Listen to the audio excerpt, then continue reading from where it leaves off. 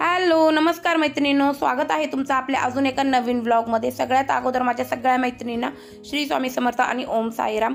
त्याचबरोबर आज आहे शनिवार, तर शनिवारचा मुलांना जे ते हाफ डे असतो, तर मी आज मुलांसाठी हेल्दी पण आणि टेस्टी पण आणि छान असं त्यांच्या आवडीचं असं ब्रेकफास्ट बनवणार आहे आणि छान अशी एक गोडाची रेसिपीही बनवणार आहे, जी तुमच्यासोबत मी पुढे शेअर करणार आहे। तर शनिवार होता, मुलांना हाफ डे असतो आणि तनिष्का जी ती सकाळी निघून गेलेली असती, पण अनुष्का 3 वाजता येते आणि शौर्य 1 वाजेपर्यंत येतो। तर शौर्यचं एवढं काही नाही, पण अनुष्काला जे ते खूप वेळ होतो, तर म्हटलं चला छान असं त्यांच्या आवडीचंही होईल आणि त्यांचं म्हणजे हेल्दी पण राहील त्यांच्यासाठी। तर या हिशोबाने मी ब्रेकफास्टलाही त्यांना आलू पराठे बनवत आहे आणि टिफिनसाठी सुद्धा त्यांना आलू पराठेच देणार आहे। तर मी फ्रीजमध्ये नेहमी जे ते बटाटे जे ते शिजवून ठेवलेले असतात। मी फक्त बटाटे जे ते शिजवून घेत असते आणि त्याचे साल्ट काढत नाही। मला जर ते स्टोअर करायचे असेल तर त्याचे सालं काढायचे नाही, शिजवून आणि तसेच ते एका एअरटाईट कंटेनरमध्ये स्टोअर करायचे। 8 दिवसाच्या आत मी ते वापरून टाकत असते, कशाला ना कशाला। तर शक्यतो मला टिफिनला काही अडचण येत असले, टिफिनला सुकी भाजी म्हणा किंवा स्नॅक्स एखादं बनवायचं असेल, तर त्यासाठी मी हे बटाटे जे ते स्टोअर करून ठेवलेले असते शिजवून फ्रीजमध्ये। त्यानंतर मी ते बटाटे जे ते शिजवलेले बटाटे त्याचे सालं काढून घेतले आणि ते किसणीवर किसून घेतले आणि त्यानंतर यामध्ये मी घरगुती पराठा मसाला यात घातलेला आहे 2 मोठे चमचे भरून। तर हा घरगुती पराठा मसाला जो आहे तो मी घरीच बनवते। याची रेसिपी तुम्हाला जर पाहिजे असेल तर मला कमेंट करून सांगा, मी नक्की तुमच्यासोबत शेअर करेन। तर 2 चमचे मी घरगुती पराठा मसाला टाकला। त्यानंतर अगदी अर्ध चवीनुसार अर्ध जे ते काळं मीठ टाकलं आणि अर्ध जे ते आपलं सैंधव मीठ टाकलं। त्यानंतर यामध्ये 1 चमचा धना पावडर टाकली, अर्धा चमचा हळद पावडर टाकली आणि छान असं कोथिंबीर घालून हे एकजीव करून घेतलेलं आहे। मस्त असं एकजीव करून घेतलं तर आपलं पराठ्याचं बॅटर बनवून रेडी झालेलं आहे। आता आपण या बॅटरला फोडणी देणार आहोत। तर त्यासाठी मी कढई ठेवलेली गरम व्हायला, कढईमध्ये तेल घालून घेतलं। तेल गरम झाल्यावर यामध्ये आपल्याला कांदा घालून घ्यायचा आहे। तर एक मोठ्या साईजचा कांदा जे तुम्ही यात चिरून चॉपरमध्ये कट करून घातलेला आहे। त्यानंतर यामध्ये आपल्याला 1 टेबलस्पून जे ते हिरवी मिरची आणि लसणाची पेस्ट घालायची। आलं लसूण पेस्ट नाही घालायची, हिरवी मिरची आणि लसणाची पेस्ट घालायची। याच्याने छान असा आपला देसी भारतीय किंवा महाराष्ट्रीयन लुक येतो पराठ्याला आणि छान असं आपला पराठा जो तो चविष्ट बनवून रेडी होतो। तर आपल्याला ट्रान्सपरंट कांदा होतो छान असं हे सगळे परतून घ्यायचे मसाले घातल्यानंतर आणि त्यानंतर यामध्ये आपण जे बॅटर बनवून घेतलेलं होतं ना ते घालून घ्यायचे आणि फक्त आपल्याला हे बॅटर जे ते हलकंसं गरम करून घ्यायचं। एकदम आपल्याला त्याला असा फोडणीचा चरका वगैरे देऊन नाही घ्यायचा आहे, कारण की पुन्हा आपल्याला हे बॅटर जे ते मग थंड करत बसायला लागेल। तर आपण पराठे करण्यासाठी आपल्याला ते थंडच करायला लागतं। तर त्या हिशोबाने मग मी फक्त त्याला एक चटका देऊन घेतलेला आहे फोडणीचा आणि एकजीव करून घेतलं आणि बस कढईमधून काढून ताटामध्ये ठेवलेले, जेणेकरून ते पटकन थंड होईल। आणि त्यानंतर मी ते आता सगळं आवरून घेतलं, त्याचे सगळे भांडे वगैरे भाजी केली ना त्याचे भांडे वगैरे आवरून घेतले, किचन आवरून घेतलं आणि त्यानंतर एका बाउलमध्ये आता मी ते 4 ते 5 मेजरिंग कप भरून जे ते पीठ काढून घेत आहे। तर मी ब्रेकफास्टलाही सगळ्यांना आलूचे पराठे देणार आहे आणि मुलांना टिफिनलाही आलूचे पराठे देणार आहे, कारण की काल मी मेथीची भाजी बनवली होती ना, ती खूप सारी होती सुकी मेथीची भाजी, तर तीही होती आणि पोळ्या 2-3 चपात्या पडलेल्या होत्या। तर तेही मला आज काहीतरी यूज करायचं होतं, त्याचं खाण्यासाठी काहीतरी बनवायचं होतं। सो मी त्या हिशोबाने सगळ्यांना पराठेच बनवलेले आहे आणि पराठ्यासाठी पीठ मळून घेतलं। नॉर्मली चपातीसाठी आपण ज्या पद्धतीने पीठ मळतो ना त्याच पद्धतीने पीठ मळून घेतलेले आणि ते पीठ जे ते आपल्याला 10 मिनटं मुरण्यासाठी ठेवायचे। पीठ मळून 10 मिनटं मुरण्यासाठी ठेवलं, त्यानंतर मधले काही कामं केले, किचन पुसून घेतला आणि आता पुन्हा मी पराठे बनवायला घेतलेले। तर 2 प्रकारे पराठे मी कसे बनवते ते मी तुमच्यासोबत शेअर करणार आहे। एक जी पद्धत आहे त्यामध्ये जे आलूचं म्हणजे बटाट्याचं जे स्टफिंग आहे ना ते जास्तीत जास्त टाकायचं ते, आणि मलाही तसंच आवडतं। अशी तर मला बटाटा अजिबात आवडत नाही, पण पराठ्यांमध्ये जे ते मला बटाट्याचं स्टफिंग असतं ना ते जास्त लागतं तर 2 प्रकारचे पराठे मला बनवायचे होते. तर म्हटलं चला आपण आपल्या मैत्रिणींसोबतसुद्धा शेअर करूया. तर पीठ छान असं 10 मिनटं मुरलं गेलं होतं. त्याला मस्त असं तुपामध्ये पुन्हा मळून घेतलं. त्यानंतर एक उंडा काढला आणि तो उंडा पूर्णपणे गोल असा पीठ लावून आपल्याला लाटून घ्यायचं आहे. आणि पीठ लावून व्यवस्थित लाटून घेतला की यामध्ये आपल्याला बटाट्याचं स्टफिंग आपल्याला पाहिजे त्या प्रमाणात जे ते घालून घ्यायचे. तर मी भरपूर सारं असं इथे बटाट्याचं स्टफिंग जे ते यात घातलेलं आहे आणि त्रिकोणी शेपमध्ये मी हा पराठा बनवणार आहे. तुम्हाला पाहिजे असेल तर तुम्ही गोलही बनवू शकता. पण काय होतं, गोल जर बनवला ना तो जास्तीच फुटला जातो, मग त्याच्या आतमध्ये तूप जातं आणि तूप खूप जास्त मुरतं त्याच्यामध्ये. तर मला तसं करण्यापेक्षा ना असा त्रिकोणी जर केला ना, पूर्ण आपण लाटून घेऊन चपाती मग त्यामध्ये स्टफिंग भरलं ना तर तो एवढा फुटत नाही आणि त्याच्यात भरपूर सारं स्टफिंगसुद्धा येतं. तर या पद्धतीने मी पराठा बनवून घेतला आहे आणि तो लाटून घेतला पीठ लावून आणि बस आपल्याला तव्यावरती मीडियम गॅसवर दोन्ही बाजूने छान असं साजूक तूप लावून हा पराठा जो तो छान असा शेकून घ्यायचा आहे. इथे मी अजून एक टिप देऊ इच्छिते. तुम्हाला जर पराठा खरंच तुम्ही खूप दिवसांनंतर करत असाल ना, फक्त थंडीमध्येच करत असाल माझ्यासारखं, तर पराठा बनवताना ना त्याला जे ते नक्की साजूक तुपच लावा. तेलापेक्षा ना साजूक तुपामध्ये बटाटा पराठे जे ते खूप छान आणि टेस्टी लागतात आणि पचायलासुद्धा हलके होता. थोडंसं प्रमाणात वापरायचं आहे, पण नक्कीच तुम्हाला सांगेल मी की तुम्ही साजूक तुपच यूज करा. तर इथे मी साजूक तुपाने छान असा दोन्ही बाजूनी पराठा भाजून घेतलेला आहे आणि एक एक्स्ट्रा पराठा मी अजून बनवून घेतला होता, तोही भाजून घेईल आणि पटकन शौर्यला आणि अनुष्काला जे ते ब्रेकफास्ट देऊन टाकेल, कारण की टाईम होत होता आणि त्यांचं स्कूलचं 8:30 वाजेची वेळ असती. तर त्या पुन्हा मग मुलं खात नाही, त्यामुळे मग मी पटकन त्यांना जे ते गरमागरम जे ते जेवायला वाढलेलं आहे. ताटामध्ये थोडंसं लोणचं घेतलेलं आहे, पराठा ठेवलेला आहे आणि फ्रेश असं बनवलेलं दही घेतलेलं आहे. घट्ट असं दही पराठ्यांबरोबर खूप छान एकदम अमेझिंग टेस्ट देतं. फक्त आपल्याला दही जे ते फ्रेश घ्यायचं आहे. जास्त आंबट झालेलं जर घेतलं तर मग एकतर पहिलेच पराठे खूप हेवी असतात आणि त्यात आपण दही खाणार असतो ना, तर त्यामुळे मग ॲसिडिटी होते. तर फ्रेश दही घ्यायचे आणि मस्त असे हे टेस्टी जास्त स्टफिंगवाले पराठे जे ते एन्जॉय करायचे. तर शौर्यला आणि अनुष्काला सुद्धा जास्त स्टफिंगवालेच पराठे लागतात. सो त्यांच्या दोघांसाठी 2 पराठे बनवून घेतले आणि आता इथे जे ते माझे मिस्टर जे ते त्यांना म्हणजे त्यांना बटाटा खूप आवडतो, पण आलू पराठे ज्या वेळेला बनवायचे ना त्यावेळेला त्यामध्ये स्टफिंग कमी घालायचे. तर ही दुसरी पद्धत मी तुमच्यासोबत शेअर करत आहे, कारण की मुलांना मी आता इथे टिफिनसाठी पराठा बनवत आहे. तर आपण मोठी पोळी बनवण्यासाठी जेवढी उंडी घेतो ना तेवढी 2 उंड्या बनवून घेतलेल्या आहेत. त्या दोन्ही उंड्या आपल्याला छान अशा लाटून घ्यायच्या आणि ह्या दोन्ही उंड्या लाटून झाल्या का त्यातल्या एका उंडीवर एक जी पोळी ना त्यावर आपल्याला बटाटा जो आहे तो पसरून असा लावून घ्यायचा आहे त्याच्यावरती, म्हणजे ते स्टफिंग बटाट्याचं जे ते पोळीवरती लावून घ्यायचं आहे. आणि काय होईल की पूर्ण चपातीमध्ये जे ते बटाट्याचं स्टफिंग जाईल आणि व्यवस्थित इक्वली सगळ्या पोळीमध्ये बटाट्याचं जे स्टफिंग आहे ते जातं. तर ह्या हिशोबाने मी असं लावून घेतलेलं आहे आणि थोडंसं मी जे बनवलेलं स्टफिंग आहे ना ते असं थोडंसं हे झालेलं आहे, थोडंसं पाणी राहिलं आहे त्यात, त्यामुळे ते पोळीवरती पटकन पोळीतनं बाहेर येते, त्यामुळे मला थोडंसं स्ट्रगल करावं लागतं आहे. पण तुम्ही जर फ्रेश बटाटे घेऊन आणि म्हणजे फ्रेश बटाटे शिजवून आणि मग करणार असाल ना तर खूप छान सुंदर असं हे पराठे होतात.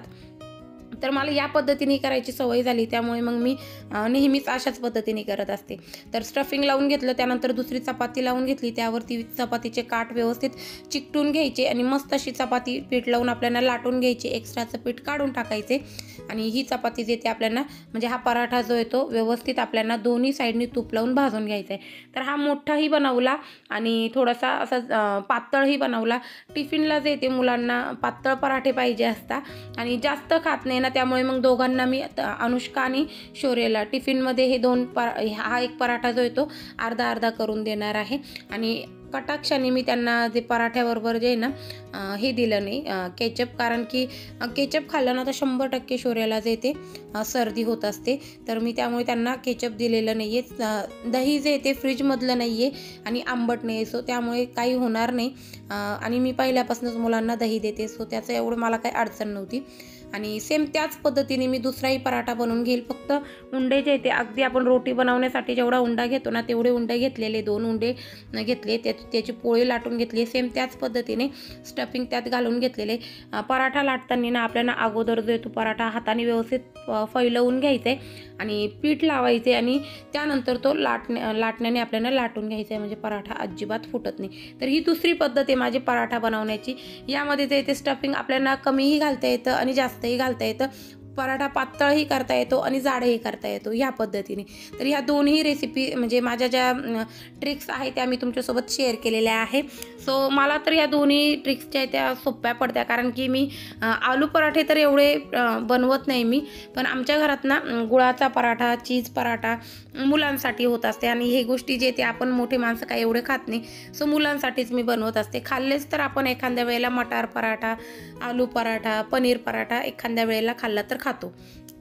तर मग मी हे आलू पराठे जे ते शक्यतो मुलांसाठीच बनवत असते आणि टिफिनला देत असते त्यांना. तर एक पराठा छान असा भाजला गेलेला होता, थंड झालेला होता, तो असा कट करून घेतला पिझ्झा कटरने आणि टिफिन दोघांचेही पॅक केलेले. छोटेच टिफिन दिले, कारण की 1 वाजेपर्यंत शौर्य येणार होता आणि अनुष्का 3 वाजेपर्यंत येणार होती. ती तर टिफिनच न्यायला नाही म्हणते, पण मी टिफिन देत असते तिला. पाणी बॉटल वगैरे दिलं, त्यांचे टिफिन पॅक करून दिले, ते गेले आणि त्यानंतर आमच्यासाठी फक्त एकच आलू पराठा केला आणि आम्ही दोघांनी तो अर्धा अर्धा खाल्ला. तर हे बघा मैत्रिणींनो, हे असतं कॅमेरे मागचं सत्य. तर आज मी तुम्हाला सगळं कॅमेरे मागं काय असतं ते दाखवते. आपल्याला समजा शूटिंग करायचं जर असलं ना तर हा सगळा राडा जो तो आवरून घ्यायला लागतो. आणि मुलं जस्ट ते स्कूलमध्ये गेलेले, 8:30 वाजलेले. हा सगळा असा राहाडा आहे. मिस्टर जे ते आल्यानंतर हे ते आणि आम्ही अर्धा अर्धा पराठा खाणार आहोत. तर त्यामुळे एकच केलेला आहे. अजून 2 पराठे करून ठेवायचे मला, कारण की तनिष्का येईल मग तिला खायला राहील ह्या हिशोबाने. आणि हा सगळा राहाडा येते असा. सगळे जे ते फक्त आपलं आपलं काम करतात आणि निघून जातात. त्यानंतरचा हा सगळा राहाडा जो तो माझ्या मागे असतो. बघा इथे शौर्यने काहीतरी खाल्लेले, प्लेट इथंच आहे. तिथं ते जेवण करून गेलेले, ब्रेकफास्ट करून गेलेले 2 जण, त्यांचं तसंच आहे. त्यानंतर इकडे बघा जे जे काय घेतलं ना ते सगळं जसलं तसं जागेवर आहे. सगळा राहाडा आहे बघा. आता घर सकाळी सगळं झाडलेलं वगैरे सगळं आवरलेलं होतं व्यवस्थित. इकडे कपड्यांची परिस्थिती बघा, मुलांचे स्कूलचे कपडे हे इकडे असं आणि इकडे बघा पूर्ण घर जे ते अस्तव्यस्त असतं. अशा पद्धतीने सकाळी यांचं वर्कआउट झालं, शूज इथंच, माझं वर्कआउट झालं, माझे शूज गेलेले जागेवर, माझा राडा नसतो. मुलांचं बघा. तर इथे हे अजून मला भरपूर आवरायचे. इथेही झाडू मारलेला होता, पण परिस्थिती आता बघा तुम्ही, इथे कचरा दिसत असेल. दूध वगैरे घेतलं मुलांनी, दूध इथे घेतलं, ब्रेकफास्ट तिकडे केला, टिफिन वगैरे त्यांचे गेलेले. हे बघा हे सगळं असं. आणि आता हे तिसरं इथे हे बघा इस्त्री झालेली आहे. इस्त्रीचा टेबल जागेवर, म्हणजे जसा आहे तसाच, इस्त्री पण जशीची तशी. हे सगळं मी करणार. त्यानंतर हे कपडे सगळे कपाटमधून काढून खाली टाकून दिलेले, हे अंगावर घ्यायचे कपडे आहे तशीच. त्यानंतर हे तर जास्त हॉरिबल आहे आणि हे रोजचं आहे. बघा सगळे जे कबड आहे ना ते उघडे अस्तव्यस्त असे असतात. ही परिस्थिती रोजची असते. हा सगळा राहाडा आवरायचा, त्यानंतर पुढचं शूटिंगचं काम करायचं, स्वतःला व्यवस्थित ठेवायचं, मेंटेन ठेवायचं आणि हे सगळं आवरायचं. तर हे सगळं मला आवरून घ्यायला लागेल, हेही मला आवरून घ्यायला लागेल. हे कपडे आंघोळ करून आल्यानंतर सगळ्यात घाणेरडी सगळ्या नवऱ्यांची सवय, टॉवल असा इथे बेडवर ओला फेकलेला असतो. हा ओला टॉवेल, एवढं डोकं फिरतं ना माझं ही एक गोष्ट बघून. आणि अक्षरशः सकाळी उठल्यानंतर तुम्हाला मी डायरेक्टली नाही दाखवू शकत, पण हे बघा ही अशी परिस्थिती माझी असते. केस सुद्धा विसरलेले नाही मी. वर्कआउट केलं, फक्त केसवरती पॅक बांधून घेतले. त्यानंतर थंडी वाजत होती तर मॅक्सी गाऊन घातलेला आहे, त्यावरनं लॉंग टी शर्ट होईना माझा तो घालून घेतलेला आहे. स्वतःचं आवरायला सुद्धा सकाळी सकाळी वेळ मिळत नाही. ह्या अशा परिस्थितीत मी असते आणि हा राडा मला आवरायला लागतो. कसं करायचं? आणि मला माहिती आहे सगळ्या माझ्या मैत्रिणींची हीच परिस्थिती असेल. सगळ्यांचे नवरे जे ते असा बेडवर ओला टॉवेल टाकून जात असतील. ही परिस्थिती. आता हे जे कपाट आहे ना हे इकडचं दोघी मुलींचं, इकडचं शौर्यचं आणि त्याच्या पप्पाचं, इकडे ड्रेसिंग मध्ये त्यांचं सगळं सामान असतं. तिकडे ठेवणीचे कपडे ठेवलेत मी या कपाटमध्ये. सगळे ठेवणीचे कपडे म्हणजे यांचे ठेवून द्यायचे, मुलींचे ठेवून द्यायचे, यात फक्त वापरायचे. तर म्हणजे हे जे 2 कपाट आहे ना हे त्यांचे तिघांचे, आणि तो एक माझा आहे. एक हा फक्त ड्रेसांचा आणि तो फक्त साड्यांचा. वरती 2 बॅग भरून साड्या आहे, काही विंटरचे कपडे असे ठेवलेले आहेत मी ते. तर हा पूर्ण माझा आहे. तर आणि माझे कपडे आहे भरपूर. माझे विंटरचे सुद्धा मी यातच ठेवते, वर्कआउटचे सुद्धा यातच ठेवते, सगळे इथेच आहे. पण माझं कपाट मी आवरलेलं राहतं व्यवस्थित. माझा राडा कुठंच दिसणार नाही तुम्हाला, काहीच दिसणार नाही. सगळा आहे मुलांचा आणि त्यांच्या पप्पांचा. ही परिस्थिती. आता हे सगळं आवरते मी, त्यानंतर आता मी कॅमेरा समोर तर सगळं आवरलेलं दाखवते ना, तर त्याच्या मागे हे सगळं असं असतं आणि आवरून झाल्यानंतर पण दाखवते कसं असतं ते. आजचा व्हिडिओ पूर्णपणे यावरच असणार. ही सगळी मागची परिस्थिती. आता पटकन हे आवरते, स्वतःचाही नीट आवरते आणि तुम्हाला दाखवते. नमस्कार मैत्रिणींनो. तर तिथे मी जवळजवळ 2 ते 3 तासानंतर तुम्हाला भेटतेय. सगळी पूजा मी माझी करून घेतलेली, सगळे घरातले कामही आवरून घेतले. तर अगोदर देवघर दाखवते तुम्हाला. तर फुलं माझ्याकडे नेहमीप्रमाणे नाहीयेत, तर मी फक्त पूजा करून घेतली, मस्त रांगोळी वगैरे काढून घेतली, छान अशी देवपूजा झालेली आहे. आणि त्यानंतर किचन अप टू डेट आवरून झालेलं आहे, व्यवस्थित आवरलेलं आहे. आणि तुम्हाला घरामध्ये अंधार दिसत असेल कारण की लाईट गेलेले. मी पहिला व्हिडिओ शूट केला ना तेव्हापासून लाईट गेलेले, 2 ते 3 तास झालेले, जवळजवळ 3 तास झालेले लाईट गेलेले. तर मग मी म्हटलं चला आता आपण आहे ह्या परिस्थितीतच आपली व्हिडिओ सुद्धा कंटिन्यू ठेवूया. तर मी किचन जो आहे तो क्लीन करून घेतलेला आहे, बेसिंग घासून वगैरे रेडी आहे. भांडे घासले, सुकले गेले, ते लगेच लावून दिले. गॅस वगैरे पुसलेला आहे. स्वयंपाक करून घेतलेला आहे, वांग्याची भाजी, भाकरी, चपात्या आणि गाजरचा हलवा करायचा आहे मला, शॉर्ट व्हिडिओ. तर त्यासाठी गाजर जे ते मी छिलून कट करून ठेवलेले या पद्धतीने. झटपट असा आपला गाजरचा हलवा बनवून रेडी होतो. आपल्या चॅनलवरती एका ब्लॉग व्हिडिओमध्ये मी शेअर केलेला आहे. आणि थोड्या वेळ देते मी, माझं सगळं काम आवरलं की त्यानंतर किचनमध्ये देवघरात देते, अगरबत्ती लावत असते. तर अगरबत्ती लावून घेतलेली, इथली जी कॅन्डल आहे ती लाईटन अप केली, सगळं आवरलेलं आहे, पूर्ण घर अप टू डेट आहे. सकाळी तुम्ही बघितलं 8:30-9 वाजता की कसं घर होतं, आणि आता बघा किती.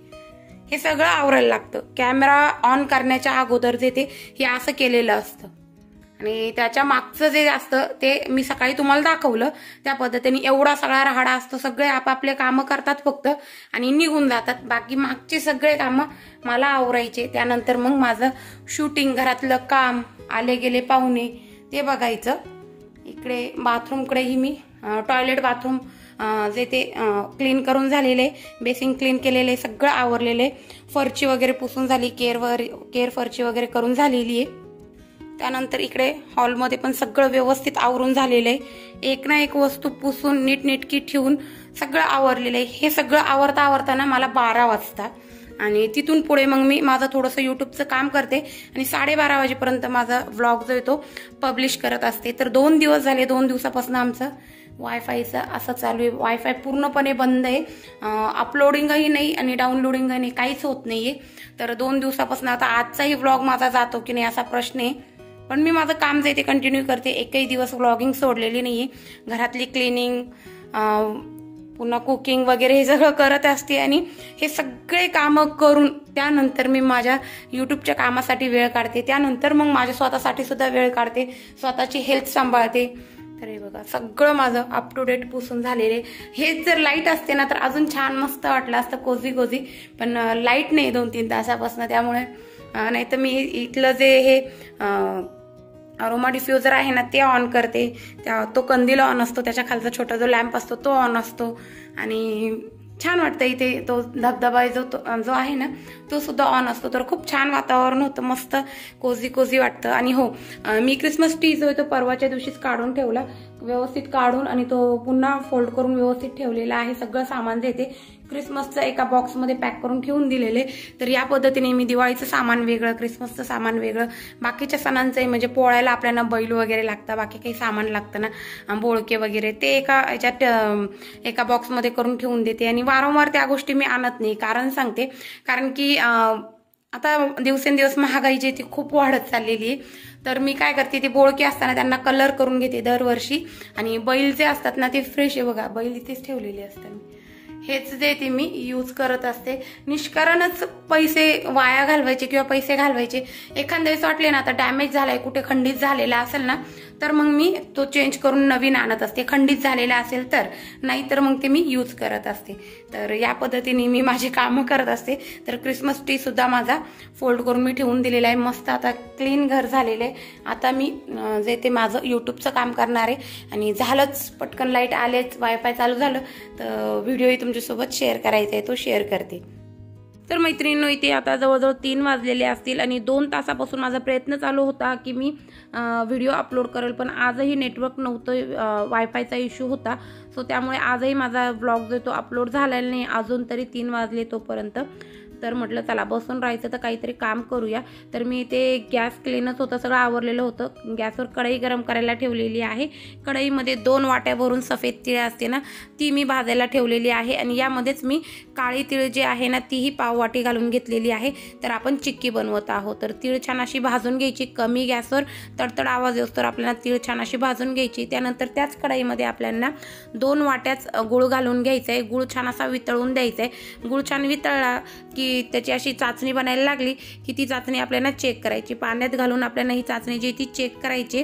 थोडीशी अशी चुई झालेली, कारण की मी ते चिक्कीचा गुळ नाही घेतलेला आहे. मी साधा जो गुळ असतो ना आपला घरगुती, तो गुळ घेतलेला आहे. तुम्ही चिक्कीचा गुळ जर घेतला तर तुम्ही बनवलेली चिक्की जी ती छान अशी कुरकुरीत होईल.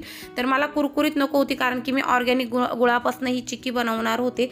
तर त्यामुळे ती कुरकुरीत होणार नव्हती हे मला माहिती होतं. आणि मिस्टरांना तर तोच गुळ पाहिजे, म्हणजे त्याच गुळामधली चिक्की पाहिजे होती मुलांना खाण्यासाठी किंवा त्यांच्यासाठीही.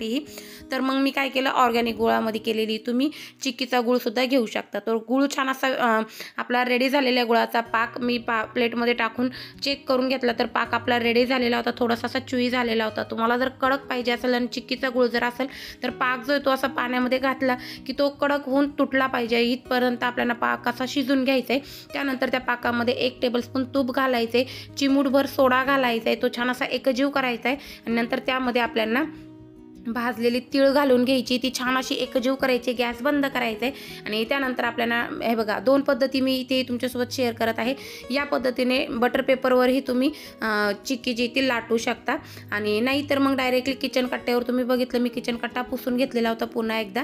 तर किचन कट्ट्यावर सुद्धा आपण ही चिक्की जी ती छान छान अशी पातळ शेपमध्ये आणि पातळ मस्त गोल गोल या शेपमध्ये लाटून घेऊ शकतो. तर वाटीचा उपयोग करायचा आहे किंवा मग पराठा शेकण्यासाठी ते लाकडी स्मॅशर नाही आहेत का, त्याने सुद्धा तुम्ही करू शकता. आता या दिवाळीच्या गोंधळामध्ये ना माझं ते लाकडी स्मॅशर कुठं पडलं मला भेटत नव्हतं, त्यामुळे मी वाटी घेतलेली. तर 3 जे बटर पेपरवर असे मी थापून घेतलेली चिक्की. आणि एक मोठा गोळा जो तो अशा पद्धतीने किचन कट्ट्यावरच थापून घेतलेला आहे. मस्त अशी त्याची पातळ चिक्की बनवायची आपल्याला लाटून. आणि त्यानंतर 10 मिनटं फक्त असेच ठेवायचे. आणि त्यानंतर आपल्याला ही चिक्की जी ती अनमोल्ड करायची. आणि बस आपली संक्रांती स्पेशल तिळाची चिक्की, तिळगुळाची चिक्की बनवून रेडी झालेली आहे. तर रेसिपी बघा, ह्या वेळेला लवकर अगोदरच शेअर केलेली आहे. खूप सोपी रेसिपी आहे. या पद्धतीने जर केले तर आपली तिळपट्टी खूप छान होती. आणि मी यात काळे तिळ यूज केलेले, कारण की काळे तिळ तिथे रेअरली खूप म्हणजे विरळ अशा पद्धतीनेच खाल्ले जातात. आणि बऱ्यापैकी लोक तर काळे तिळ खात सुद्धा नाही. तर काळे तिळ घालून आपल्याला अशी ही तिळपट्टी रेडी करायची. तर मैत्रिणींनो, असा होता आपला आजचा व्लॉग जर आवडला असेल, व्लॉगमधल्या रेसिपीज आवडल्या असतील किंवा मग कॅमेरा मागचं सत्य, कॅमेरा पुढचं सत्य दोन्ही मी तुमच्यासमोर आज ठेवलेलं आहे. त्यातलं काही एक गोष्ट तुम्हाला जर आवडली असेल तर नक्की आपल्या चॅनलला लाईक करा, शेअर करा, सबस्क्राईब करा, कारण की अशाच प्रकारचे नवनवीन कंटेंट असलेले छान छान व्हिडिओ मी तुमच्यासोबत शेअर करत असते. मस्त अशा रेसिपीजसुद्धा तुमच्यासोबत मी शेअर करत असते. कालच्या व्हिडिओमध्येही मी छान असं केकचं प्रीमिक्स तुमच्यासोबत शेअर केलेलं आहे. तो व्हिडिओ जर बघितला नसेल तर तोही बघा. खूप छान सोप्या पद्धतीने मी केक प्रीमिक्स बनवलेले आहे. चला तर मग मैत्रिणींनो, भेटूया पुढच्या व्हिडिओमध्ये. तोपर्यंत श्री स्वामी समर्थ.